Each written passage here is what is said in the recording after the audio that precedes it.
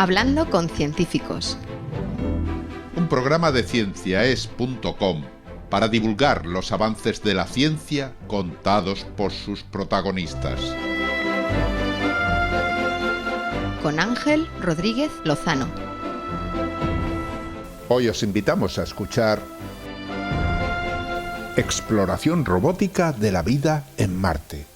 Hablamos con Maripaz Zorzano.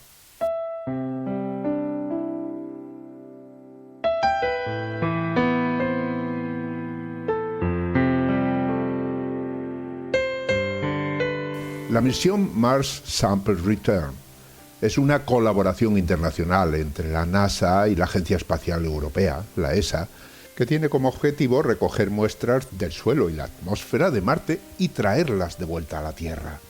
La primera fase de la misión ya está en marcha con el rover Perseverance de la NASA, que descendió en el cráter Jezero de Marte en febrero de 2021. Aunque todavía no se ha detectado vida pasada o presente en el planeta rojo, la simple posibilidad de que exista algún tipo de microorganismo debe ser tenida en cuenta con fines de protección planetaria. Por esa razón, es muy importante determinar con antelación, antes de que las muestras lleguen a la Tierra, si las condiciones ambientales en el cráter Jezero, condiciones como la cantidad de agua, la temperatura o las sales existentes, pueden estar dentro de los márgenes en los que la vida microscópica que conocemos aquí en la Tierra puede reproducirse y prosperar. Este es el objetivo del artículo publicado en Scientific Report y cuya autora principal es Maripaz Zorzano, investigadora del Centro de Astrobiología y nuestra invitada en Hablando con Científicos.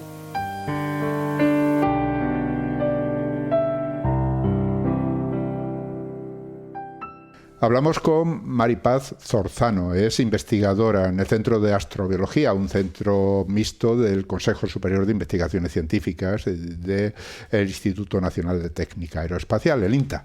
Hemos hablado con ella a raíz de la publicación de un artículo, lo voy a traducir más o menos, del entorno actual de actividad térmica y acuática de la colección Mars Sample Return. Bueno, ante todo un saludo, Maripaz. Muchísimas gracias por participar en Hablando con Científicos. Gracias a ti. Encantada de estar aquí. Bueno, el artículo la verdad es que es muy interesante, pero yo creo que debíamos empezar por el principio, porque no todo el mundo conoce esta misión de la ESA y de la NASA, cuyo nombre se puede traducir como Misión de Retorno de Muestras de Marte. Sí, exacto. Es una misión que yo creo que es de las más ambiciosas científica y tecnológicamente que vivimos en esta década y que vamos a vivir en las próximas décadas. Es el equivalente a las misiones Apolo, cuando fuimos a la Luna, primero demostrando que éramos capaces de llegar tecnológicamente, después demostrando también que éramos capaces de traer rocas de allí y, por supuesto, que éramos capaces de mandar astronautas.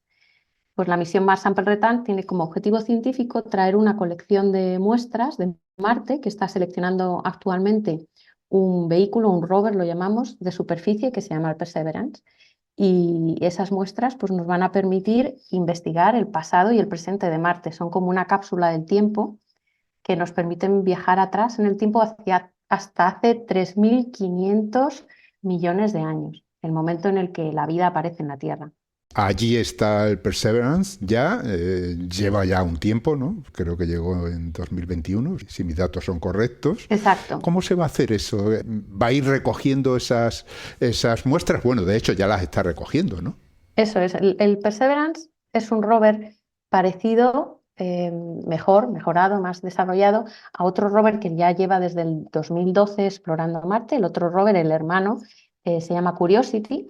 Y el Perseverance lleva sus propios instrumentos científicos, está en otra zona del planeta, en este caso en el cráter Jezero, y va explorando desde el 2021 la región en la que ha amartizado. Y a medida que avanza va conociendo pues, qué diferentes etapas ha vivido este cráter, que primero pues, se formó por un impacto, después parece que hubo actividad volcánica durante mucho tiempo y fue rellenando el cráter, y después en distintas etapas ha habido épocas en las que ha habido un río que llegaba por el oeste, en otra época un río que llegaba por el norte, Eventualmente hubo un lago, en otro momento el lago estaba tan lleno que también salía agua por otra zona hacia el este.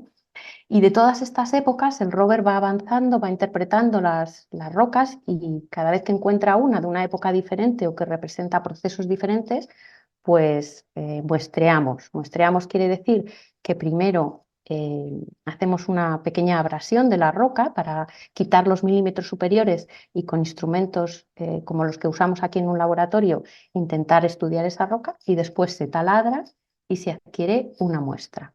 Y esto pues llevamos haciéndolo desde el 2021 y hay una colección de muestras muy grande que está sellada ya dentro del rover y a medida que avanza el rover la sigue llevando con él. Pero realmente recoge 2 muestras, según he podido leer, ¿no? De cada lugar, sí. Por si acaso, por si ocurre algo raro, ¿no? Esto es, digamos, lo que se ha hecho en la primera fase de exploración del rover. El rover en la primera parte aterrizó en una zona muy plana, en la base del cráter o lo que ahora mismo es el relleno del cráter, una zona muy horizontal, que es lo que conviene cuando aterrizas. Y muestreó en esta zona lo que llamamos el crater base, la base del cráter, y después se acercó a una región de interés que se llama el delta, es un resto de un delta antiguo que se formó cuando el río traía material al lago. Bueno, pues en esta región hubo una decisión de minimizar riesgos estratégica, que era la de vamos a hacer de cada muestra que tomemos, vamos a hacer una copia. De manera que antes de que el rover abandone el cráter, porque va a seguir recorriendo muchos kilómetros, antes de que lo abandone dejamos una pequeña colección con una copia de cada uno de esos que hemos hecho doblados. A partir de que nos fuimos de allí y dejamos en el suelo una colección, ya solamente llevamos una muestra de cada tipo. El rover ha subido encima del delta y ahora está avanzando más allá hasta llegar al borde del cráter. Y en esta última fase ya solamente tomamos una muestra en cada roca. ¿Cuántas muestras lleva recogidas entonces? Pues ahora mismo no llevo la cuenta, pero yo creo que ya nos estamos acercando hasta 20, porque en esas colecciones no solo se incluyen las muestras rocosas, sino que también se llevan lo que se llama un testigo, una muestra a control. Igual que se hace en la Tierra cuando vamos de campaña a una región que queremos explorar, no solamente muestreas allí, sino que además luego traes testigos que te van a servir en el laboratorio para decir yo no he llevado contaminación, esto es lo que mi instrumento debería medir cuando sé exactamente lo que hay. Entonces, en el caso de la misión de Mars Sample Return, hay testigos que se están uniendo también en esta colección. Todas esas muestras, tanto las que han quedado en el terreno como las que lleva el rover, tienen que venir aquí a la Tierra. Por lo tanto, la misión es de bastante duración en el tiempo, ¿no? Sí, la fase primera es que el rover muestre. El rover es como un geólogo de campo que está recibiendo instrucciones desde la Tierra, que va diciendo lo que observa, se comunica con científicos e ingenieros aquí y conjuntamente pues, le mandamos instrucciones. Entonces la misión de Perseverance pues, todavía tiene muchos años, hasta que termine de generar esa colección de unos 30 tubos, pero cada tubo que añade digamos que se dedica más discusión a decidir qué se toma, porque tiene que ser muy diferente de todo lo que tenemos en la colección previamente. Se busca que haya diversidad. Pero una vez que esa colección ya esté hecha y en paralelo, se tienen que diseñar otras plataformas independientes, otras naves en las que trabajan conjuntamente la NASA, la Agencia Espacial Americana, y la ESA, la Agencia Espacial Europea. Entre esas plataformas pues, se encuentra, por ejemplo, una estructura que en el futuro permitiría llevar un cohete a Marte. Y ese pequeño cohete sería el que recibiría la colección y la sacaría desde la superficie de Marte hasta su órbita, donde se encontraría con otra nave que se tiene que diseñar, que sería el Earth Return Orbiter, el orbitador de retorno a la Tierra. Esta arquitectura, lo llaman así en espacio, es una arquitectura porque lleva varias naves concatenadas. Per se va a llevar pues, por lo menos una década. Por lo tanto, ya lo que tenemos que hacer los científicos es prepararnos para el análisis que haremos dentro de 10 años cuando esas muestras lleguen a la Tierra. Bueno, tú has dicho que hay mucha discusión a la hora de elegir una muestra a recoger, ¿no? Entiendo que hay muchos factores a analizar. ¿Qué factores se miran? ¿Qué instrumentos analizan lo que está viendo el rover y decide si hay que coger esta o esta otra? Efectivamente, son decisiones que hay que tomarlas pues sopesando muchos factores. El primero es que tú tienes una cesta en la que solamente llevas unos tubos y tienes que estar muy seguro de que ese tubo lo has rellenado con el material más importante que podías muestrear ahí. Entonces, cuando la misión empieza, todo lo que sabemos de esa región, antes de que el rover aterrice, está basado en medidas de otras misiones previas, lo que llamamos orbitadores o satélites, que desde lejos te están dando imágenes de la topografía, de los minerales, de la inercia térmica, y con esas imágenes y esos datos que tenemos de lejos, ya existe una idea preconcebida sobre qué región deberíamos explorar, sobre qué materiales hay en cada zona y de qué época son. Eso ya te da una especie de plan previo cuando dices vamos a explorar la base del cráter, esto es material ígneo. Cuando dices vamos a explorar el delta, este material se acumuló aquí hace 3.500 millones de años y está formado por un grano fino que lo ha ido transportando un río. Cuando dices vamos a llegar a la región de arriba en la que vemos carbonatos, esa es una región que tiene mucho potencial para preservar orgánicos y que además aparece normalmente en un entorno acuático.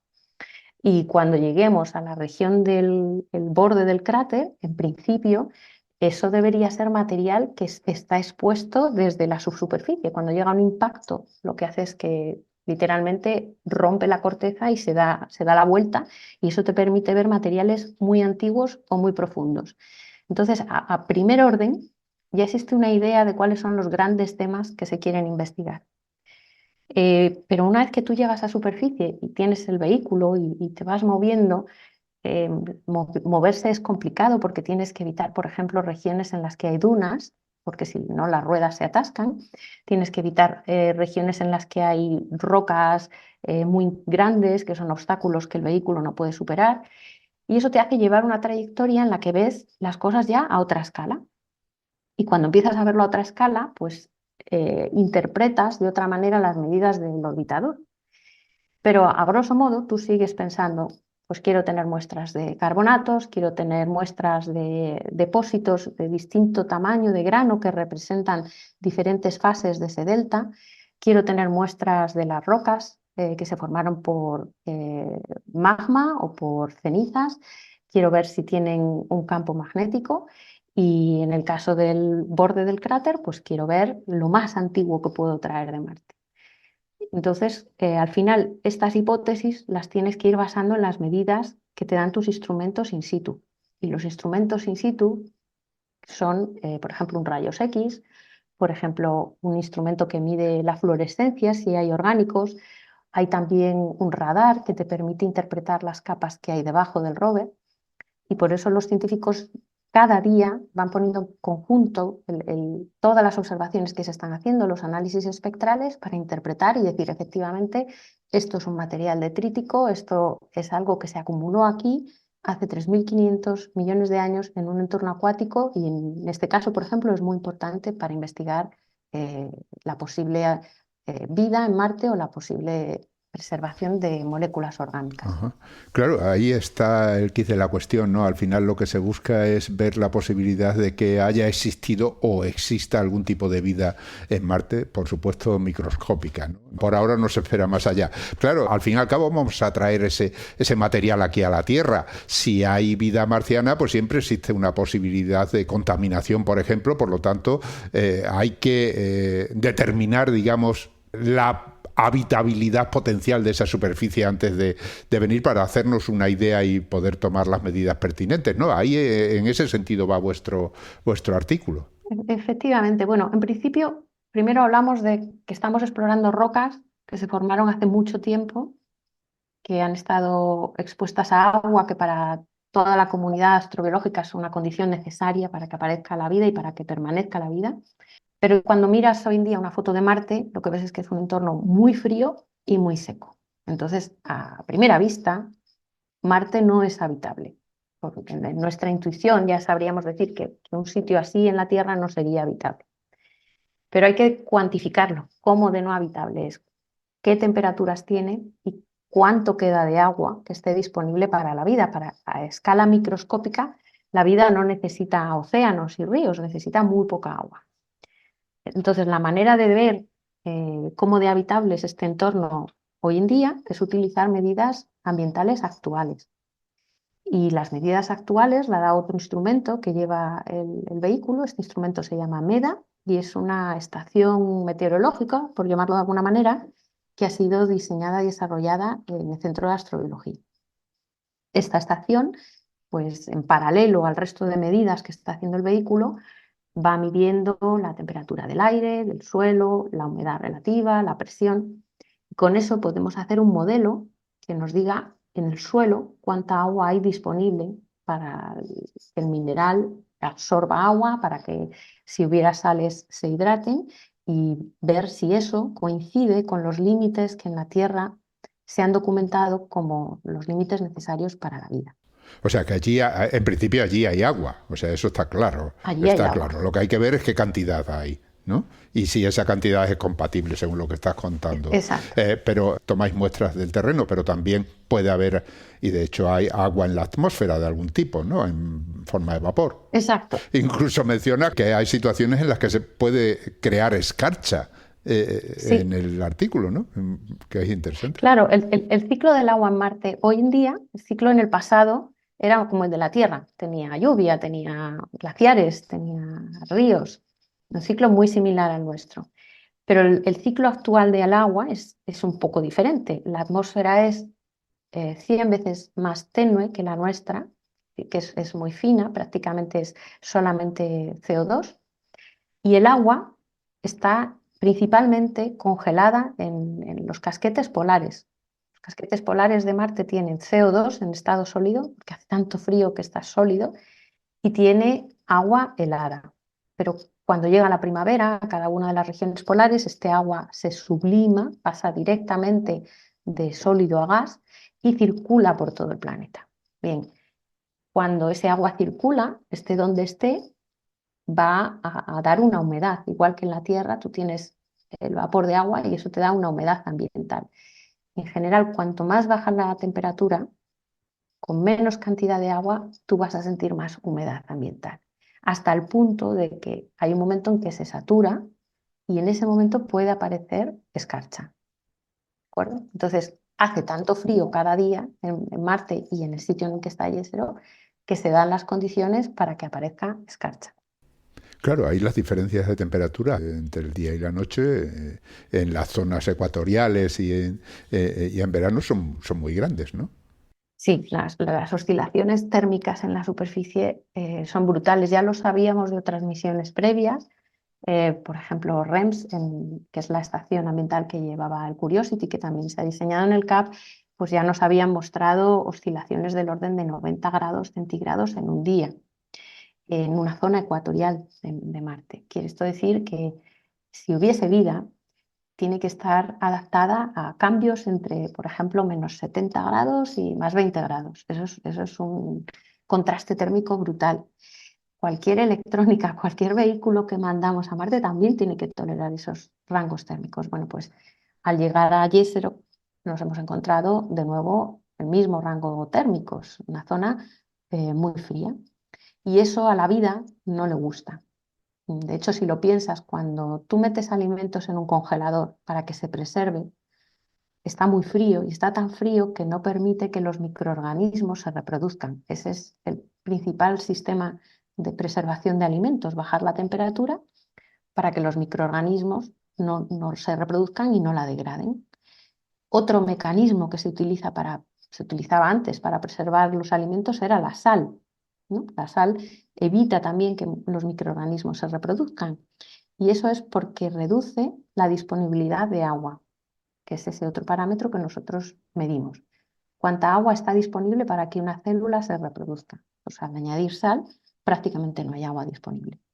O sea que allí tenemos entonces agua en forma de vapor en la atmósfera, agua en la superficie, pues cuando se produce esa condensación o esa escarcha, y agua mezclada, digamos, químicamente con los componentes de la roca, con las sales de la roca, y todo eso hay que analizarlo para ver la posibilidad de que los límites de la vida estén o no estén comprendidos, juzgando todo a la vez, esa temperatura y esa cantidad de agua y esa composición química. Es un lío tremendo, ¿no? Sí, bueno, es una manera de simplificarlo mucho, con dos variables, en este caso la temperatura y la humedad. Es una simplificación porque la vida a lo largo de 3.500 millones de años es mucho más flexible que lo que nosotros pensamos, y si las condiciones van cambiando, pues puede y debe adaptarse a esas condiciones. Si nosotros vamos aquí en la Tierra a ambientes análogos, el desierto de Atacama, por ejemplo, en Chile es una zona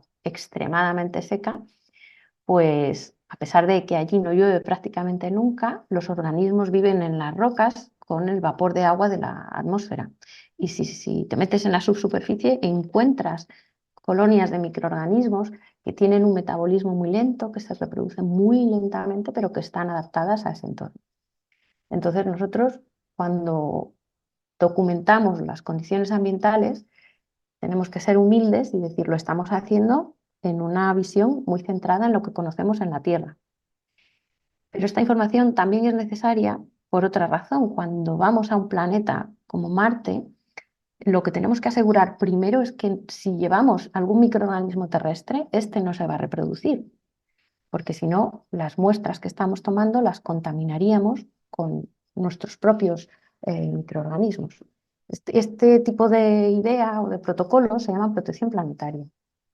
Y por eso al ir a Marte con un vehículo, el vehículo hay que limpiarlo, hay que irradiarlo, hay que asegurarse de que no llevas microorganismos que puedan reproducirse.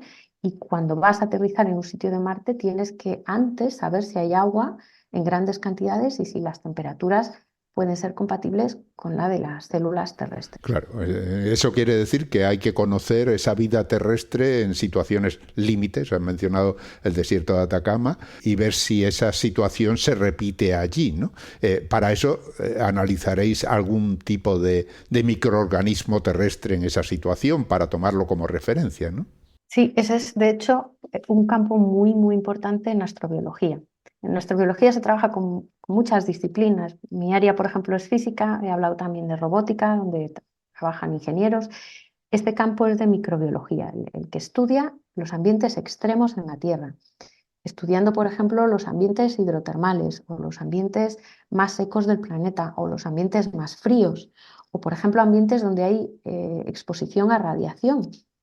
O ambientes en los que hay metales pesados. Todos esos microorganismos están adaptados a esos ambientes. Es ahí donde pueden vivir. Si tú sacas a un microorganismo que está habituado para vivir en un ambiente muy salino o en un ambiente muy seco y lo metes en un ambiente en el que hay mucha agua pero sin sal, ese microorganismo directamente se muere porque está preparado para unas concentraciones salinas que no se cumplen.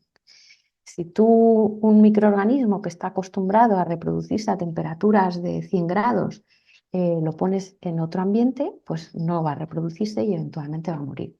Entonces, la vida de la Tierra la tenemos que investigar con una amplitud mental generosa para entender todos esos extremos a los que se ha ido adaptando en nuestro planeta a lo largo de miles de millones de años. Y esas referencias pues luego nos sirven para hablar de una posible habitabilidad en otros planetas, no solo en Marte. Tenemos en la Tierra muchos microorganismos que necesitan o toleran el oxígeno, pero también tenemos organismos que no toleran el oxígeno. De hecho, para ellos el oxígeno es tóxico. Bueno, pues aquí es donde los microbiólogos nos van dando las pautas de cuáles son los límites de tolerancia de la vida en la Tierra, la única forma de vida que conocemos hasta ahora. De acuerdo, Maripaz, vamos a tomarnos un pequeño descanso y volvemos enseguida.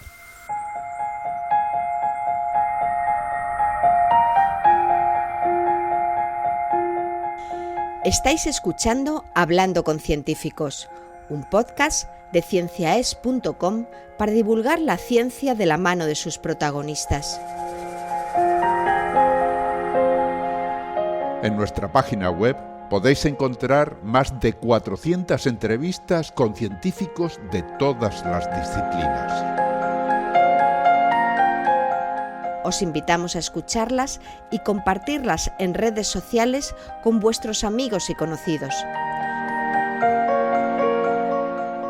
Cienciaes.com ofrece un conjunto de podcasts de acceso libre y gratuito a través de iTunes, Spotify, Google Podcasts, iVoox, TuneIn y muchas más plataformas.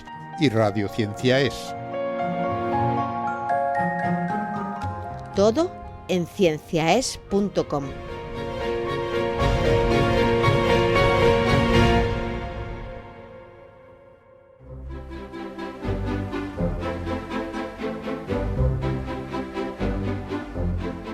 Continuamos hablando de la exploración robótica de la vida en Marte. Estamos hablando con Maripaz Zorzano, que es investigadora del Centro de Astrobiología, un centro mixto del Consejo Superior de Investigaciones Científicas y del Instituto Nacional de Técnica Aeroespacial, el INTA. Maripaz, hablabas de los límites entre los cuales es posible la vida aquí en la Tierra. Lógicamente, en Marte, hace esos 3.500 millones de años, las condiciones para que se desarrolle esa vida primigenia eran muy parecidas a las que existía también hace 3.500 millones de años aquí en la Tierra. Lo que quiere decir que si aquí surgió la vida, ahí pudo surgir también, ¿no? Sí, esa es un poco la hipótesis de partida, ¿no? Esa es la magia. Ahora mismo vivimos una época en la que, gracias a misiones espaciales espectaculares, a telescopios espectaculares, estamos observando el universo entero, estamos estudiando otras estrellas y se están descubriendo lo que se llaman los exoplanetas, ¿no? Hasta la fecha, pues ya creo que está cerca de 6.000 exoplanetas los que se han descubierto. Bueno, cada exoplaneta se ha desarrollado alrededor de una estrella que puede ser similar o no a la nuestra. Lo que sabemos es que nuestro sistema solar empieza a formarse hace 4.600 millones de años. Hace 4.000 millones de años aparecen planetas como la Tierra, como Marte, que empiezan a generar una corteza sólida.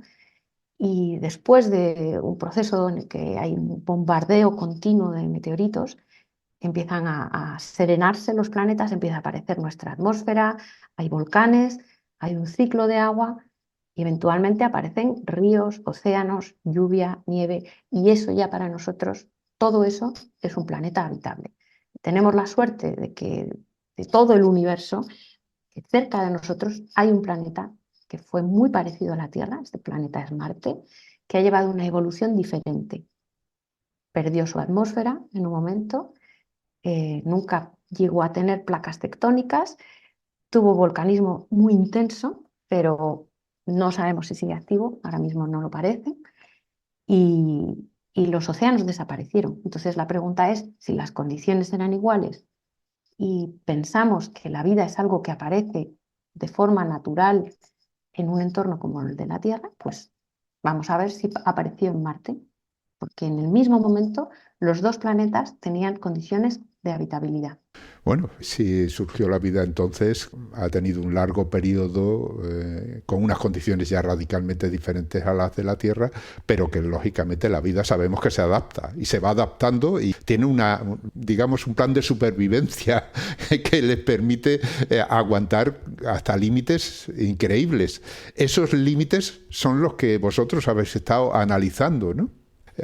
Viendo las condiciones actuales, si los límites, digamos, serían compatibles con alguna vida de esa que habéis observado ya aquí en la Tierra. Sí, nosotros lo que concluimos es que, basándonos en el estado del arte, en el conocimiento que tenemos actualmente en la Tierra, este entorno ahora mismo no es habitable. No creemos que pudiera reproducirse allí una célula como las que conocemos en la Tierra. Pero sí que estamos encontrando moléculas orgánicas. Ahora, las moléculas orgánicas se pueden haber formado allí, se pueden haber formado en el espacio y caer desde el espacio. Incluso esas moléculas orgánicas pudieran ser restos de una vida hipotética que hubiera existido y que se hubiera extinguido. Entonces, a la hora de traer esas muestras a la Tierra, pues estamos tranquilos de cuáles son sus condiciones actuales, pero lo que tendremos que ver es cuáles fueron las condiciones hace muchos millones de años. Y a través del estudio de la roca se puede inferir cuáles fueron las condiciones y a través del estudio de las moléculas orgánicas, pues podemos ver si se han formado en condiciones abióticas, es decir, químicas puras, sin que tenga nada que ver la vida, o si la vida ha podido dejar ese tipo de fósil o ese tipo de señal, de huella, una vez que desaparece. De todas formas, decir que actualmente el planeta no es habitable quizás sería decir demasiado, ¿no? Porque tú misma has dicho que existe vida en la Tierra hasta bastante profundidad. Esa bastante profundidad, evidentemente, ya ofrece un tipo de vida radicalmente distinto. No está expuesto a la superficie, no está expuesto a la radiación, no necesita también el agua líquida. Es decir, se podrían dar las circunstancias, o por lo menos el ambiente sería propicio para que existiera esa vida en profundidad. Una vida que, claro, ese rover no logra llegar a una profundidad, digamos, aceptable para poder dirimir si existe o no existe vida en esas condiciones. Exacto. Al final hay que ser muy cautos con este vehículo, con una estación ambiental y con el estudio de la región que estamos explorando. Podemos decir que actualmente esta región, los 5 centímetros que estamos muestreando con el taladro, pues es una región muy fría y muy seca, que si hay vida allí o hubo vida, tendría que haberse adaptado a algo que nosotros a día de hoy no conocemos. No obstante, en otras zonas del planeta, como he dicho, pues hay agua helada. Sabemos que en el agua helada hay microorganismos que pueden vivir en la Tierra. En la subsuperficie del planeta se ha postulado, basado en medidas, que hay salmueras, agua líquida muy rica en sal. Eso es un entorno habitable. En la subsuperficie del planeta existe protección de radiación. Entonces, a día de hoy, a escala microscópica, aquí ya uno tiene que tirarse por una hipótesis u otra. Yo sí pienso que el planeta es habitable, pero otros colegas pues podrán diferir. Para eso necesitamos medidas. El vehículo que va a mandar la Agencia Espacial Europea, el rover ExoMars, este vehículo va a taladrar hasta 2 metros de profundidad y va a intentar buscar ahí de nuevo moléculas orgánicas. Esta región es una región oscura, es una región en la que si existe agua es porque se está difundiendo a partir de una zona de hielo, por ejemplo, o incluso desde la atmósfera. Y en esa roca pueden existir microorganismos. En la Tierra, cuando se taladra la roca, cuando se baja incluso kilómetros, uno puede encontrar en el océano y en la roca superficial microorganismos que viven allí. Estamos hablando de organismos endolíticos. También existen organismos que están adaptados a vivir cerca de la sal, porque la sal es un gran atractor de agua. Y a partir del intercambio que consiguen de lo que se llama redox en química, reacciones de oxidación y reducción, es la manera en que esos microorganismos están alimentándose, comen rocas, son endolíticos, comen rocas, y a partir de un sustrato de sales, pues pueden conseguir el agua que necesitan. Claro, al final la pregunta queda abierta incluso cuando se obtienen resultados, digamos, negativos a la existencia de vida, porque claro, son resultados negativos restringidos a un lugar, a una profundidad, o a superficie, a una cantidad de agua, a una cantidad de sales, a la química del suelo. Es decir, bueno, me temo que aunque los resultados sean negativos, la existencia de vida en Marte, la real de que exista, será muy difícil de dilucidar incluso en muchos años, ¿no? Sí, la existencia actual es difícil, pero cuando acumulamos toda la investigación que vamos a poder hacer con estas muestras, si por ejemplo nosotros analizamos una roca en la que ya no haya vida, ya decimos aquí no hay nada vivo, pero hay carbonatos y ese carbono ha precipitado en presencia de vida. Si esto ocurriese, podríamos verlo en una magnitud que se llama la ratio isotópica, comparando cuánto de carbono 14 hay, cuánto de otros isótopos de carbono hay, comparando lo mismo para el nitrógeno, porque donde hay vida, estos elementos tienen una ratio de isótopos diferente a la que veríamos pues, en el espacio o en una roca en la que no ha habido vida. Es decir, que la vida puede haber dejado firmas en esas rocas que vamos a analizar que nos dijeran, ah, pues sí, pudo haber vida aquí en el pasado, pero es muy difícil encontrar una célula en la subsuperficie, que sería hoy en día el sitio habitable. Bien, o sea que ahí tenemos que esperar hasta pues, por lo menos 2030 o 33, ¿no? Que creo que es cuando está previsto que vaya esa misión de recogida de muestras, que esas muestras lleguen a la Tierra. Os toca una larga espera, ¿no? Para poder analizar esas muestras. Sí, nos toca mucha espera. La suerte en este caso es que la misión Perseverance, mientras tanto, pues está analizando, tiene sus instrumentos y hace su ciencia. Pero yo me he enfocado mucho en el valor astrobiológico de las muestras. Yo intento transmitir la ilusión que tenemos en nuestro campo por ver estas muestras y su impacto en la posible presencia de vida, en el desarrollo de vida, para intentar responder si estamos solos, para intentar entender cómo era la química orgánica, incluso en nuestro planeta. Antes de que en el nuestro apareciera la vida, pues lo podemos ver en otro planeta. Pero hay otras disciplinas que también están interesadas en el análisis de estas muestras. Por ejemplo, si quisiéramos mandar astronautas dentro de 2 décadas o 3 décadas a Marte, antes de hacer eso tenemos que saber a qué peligros pueden estar expuestos. Antes de mandarlos tenemos que saber cómo producir allí recursos que son críticos para la exploración, como por ejemplo el oxígeno, como por ejemplo el hidrógeno o como por ejemplo metano para usarlo para la combustión en cohetes que los traigan a la Tierra. Entonces, el análisis de estas muestras cuando lleguen se va a dividir en toda la comunidad científica internacional para responder muchas preguntas, no solo la pregunta de si estamos solos en el sistema solar, no solo para intentar entender por qué hay orgánicos en Marte, de dónde vienen, sino también, por ejemplo, para entender por qué Marte perdió su atmósfera o por qué Marte perdió su campo magnético.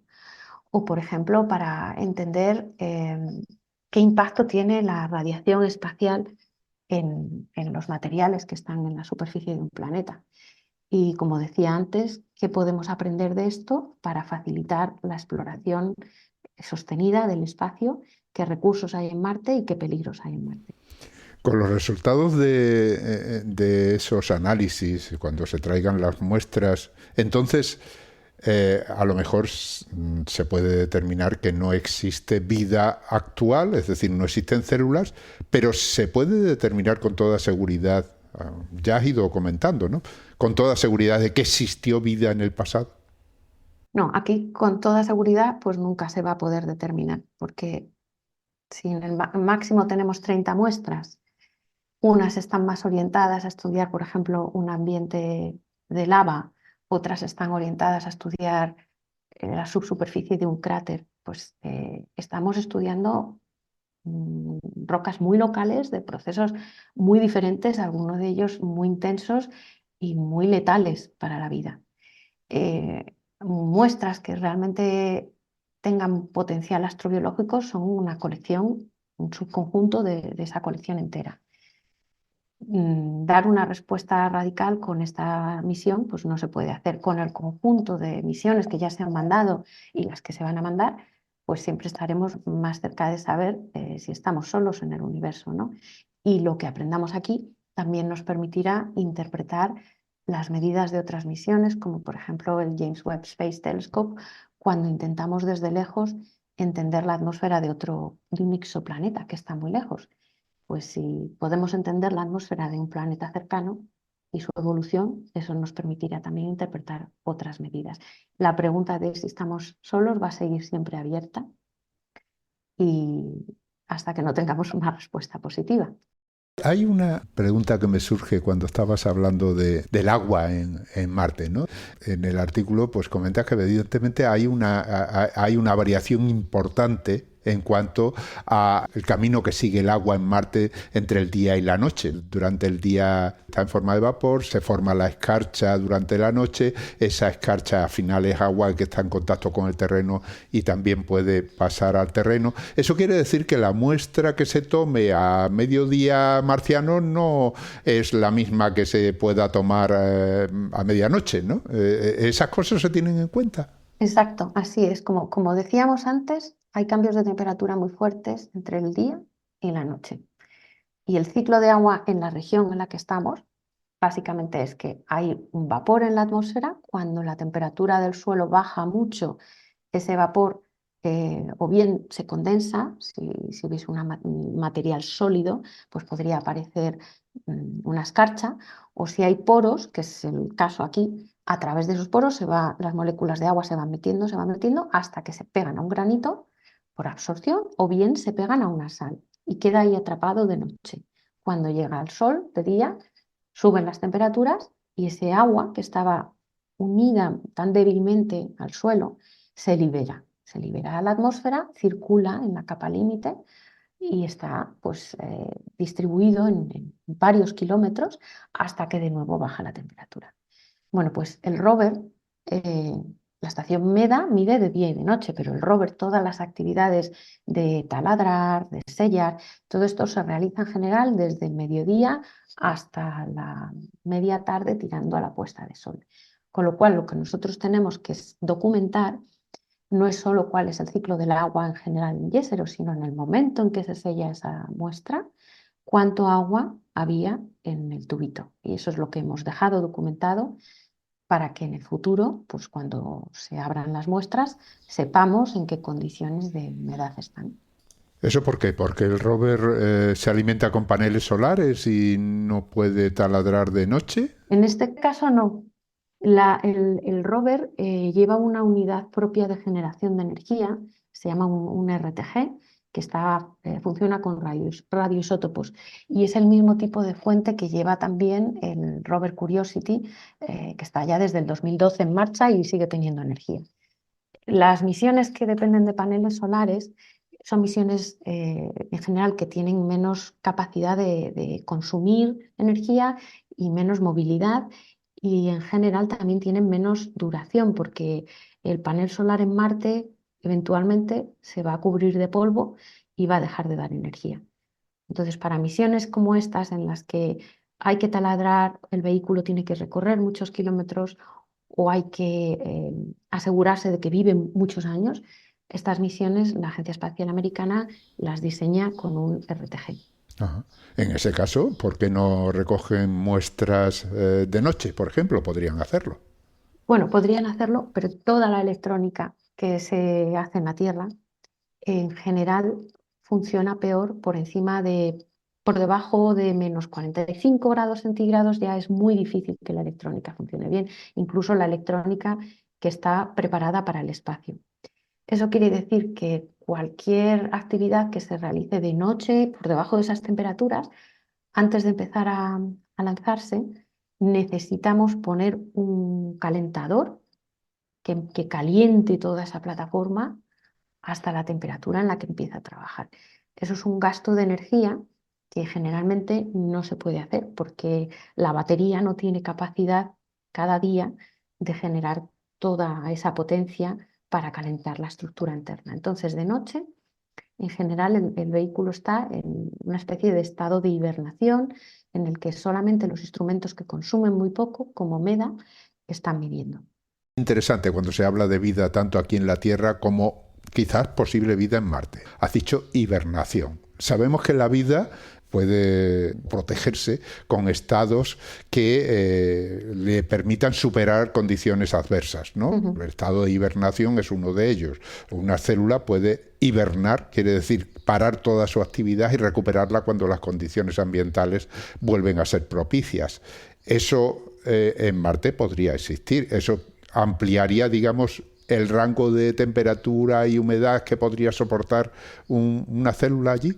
Es muy interesante esto que comentas. Digamos que hay dos rangos importantes. Uno es el de reproducción, es decir, yo parto de una célula, después tengo dos, después tengo cuatro, ¿vale? Mi comunidad va a ir creciendo.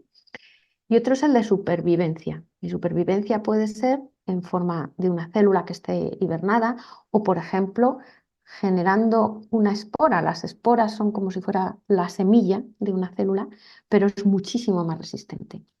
En esos casos la vida está en estado latente, esperando.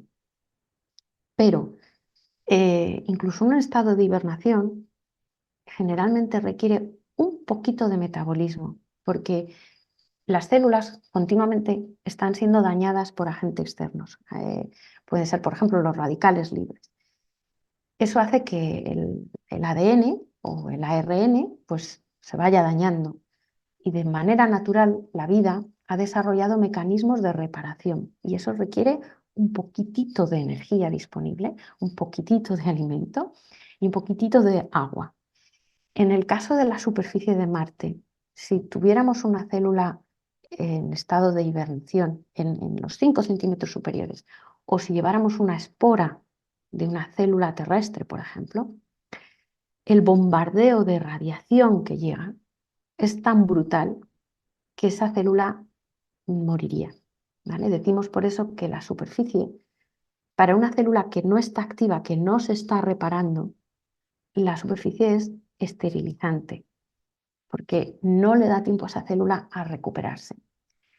En la Tierra, los únicos sitios que no están habitados son aquellos en los que el daño externo es tan fuerte que las células que existen ahí no pueden repararse y no pueden reproducirse, que eventualmente, si no hay reproducción, la colonia va a desaparecer. Va a haber un momento en que la última célula que estaba hibernando sufre mucho daño y no puede reproducirse y se extingue, ¿vale? Entonces, la vida necesita esa especie de equilibrio entre protección contra agentes externos, incluso en el estado en que esté hibernando, y después un momento, una ventana temporal en la que pueda reproducirse. Bien, la verdad es que es muy interesante el tema y por supuesto seguiremos hablando de él mucho tiempo hasta que encontremos esa respuesta, ¿no? a la pregunta de si hay vida y si esa respuesta es positiva, porque por ahora va siendo negativa, pero no deja de ser una respuesta condicionada a las limitaciones que tiene la investigación, ¿no? No sé si quieres añadir algo más sobre este tema antes de pasar a preguntarte por el equipo con el que trabajas, que me gustaría que comentaras. No, creo eso es lo más importante, que entendamos que la respuesta que obtenemos siempre está condicionada por el instrumento con el que hacemos la pregunta. Si el instrumento tiene una resolución o solamente llega a la superficie, pues no podemos extrapolar eso más allá. Y por eso la búsqueda de la vida pues es sistemática, es continua, es un deber que hacemos como especie e intentar comprender nuestro sitio en el universo y si estamos solos. Es una pregunta filosófica, pero va a ir mejorando a medida que los instrumentos mejoren. Muy bien, pues hablemos del equipo, el equipo con el que trabajas, porque lógicamente esto no es trabajo de una sola persona. Una misión de esta involucra a miles y miles de investigadores, de especialistas en multitud de campos de la ciencia.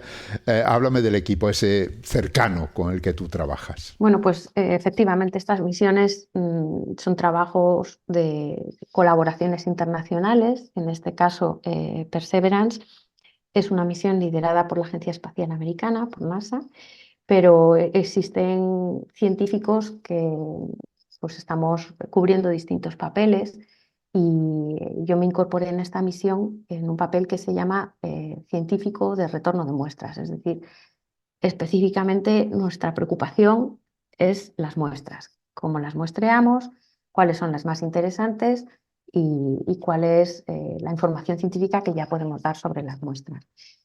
En esta colaboración pues estamos unos colaboradores europeos, otros americanos y por supuesto trabajamos con todos los instrumentos que han desarrollado diferentes instituciones, entre otros el instrumento MEDA desarrollado por el CAD, pero también pues, otros instrumentos como las cámaras, los espectrómetros, el radar que he mencionado previamente, los instrumentos de medidas de proximidad como Sherlock, que busca orgánicos, o el instrumento Pixel, que es el que con rayos X puede dar la composición de las rocas.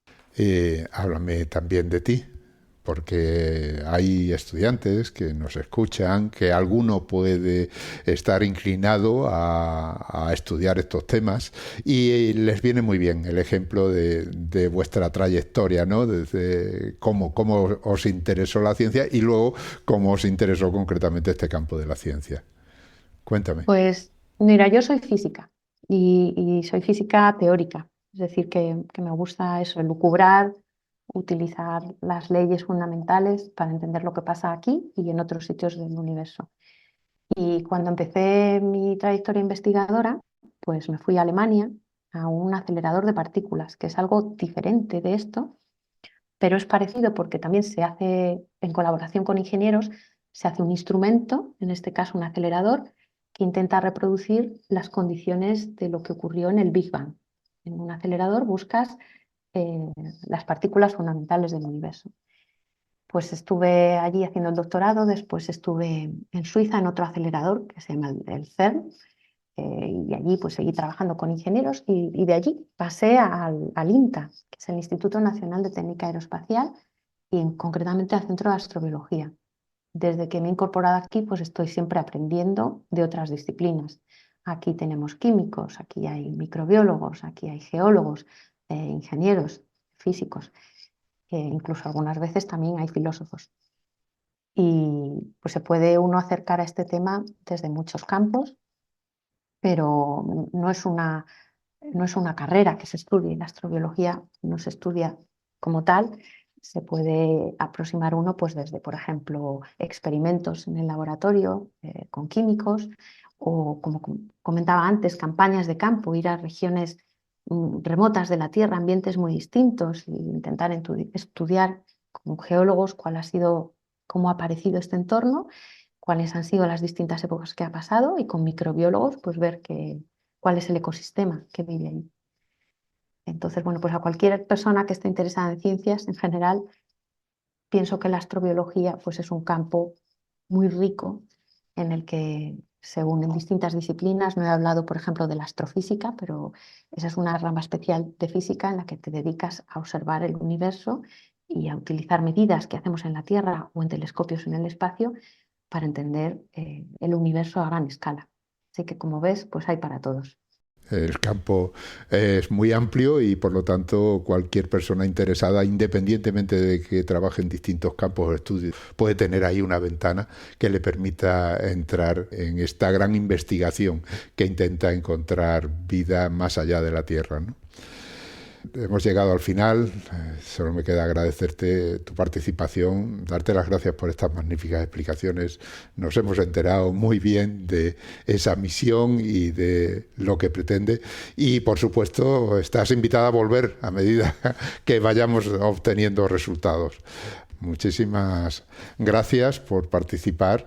Hemos hablado con Maripaz Zorzano, hemos dicho que es investigadora en el Centro de Astrobiología, el CAB, que es un centro mixto del Consejo Superior de Investigaciones Científicas, el CSIC, y del Instituto Nacional de Técnica Aeroespacial. Muchísimas gracias, Maripaz, y hasta pronto. Muchas gracias a ti, Ángel.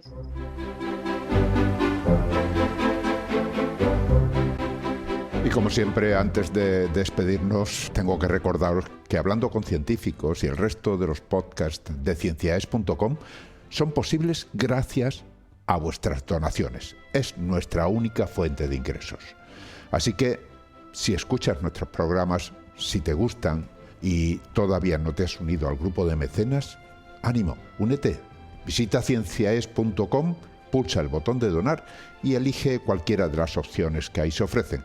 Gracias por escucharnos y por compartir con nosotros la ilusión por la ciencia.